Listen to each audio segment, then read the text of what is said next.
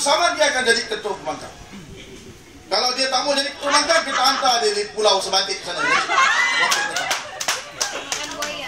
Baik saudara, apa yang berlaku pada Musa? Pada Khairtoyo. Kita tengok rumah dia. Rumah dia harga 20 juta ringgit. Rumah Khairtoyo. Dia tak mengaku. Baik, tuduh di mahkamah. Dia kata jangan pertikaikan kekayaan saya sebagai doktor gigi. Dia sebelum itu besar jadi doktor gigi.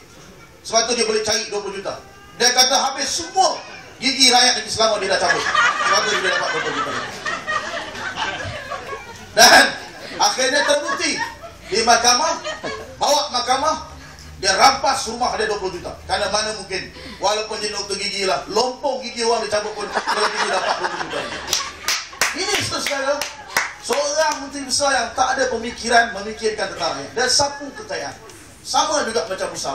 Saya yakin kalau kita benar besok bila kita mulakan proses untuk teliti harta-harta rakyat Sabah, saya yakin orang Sabah ini jauh lebih kaya daripada rakyat di negeri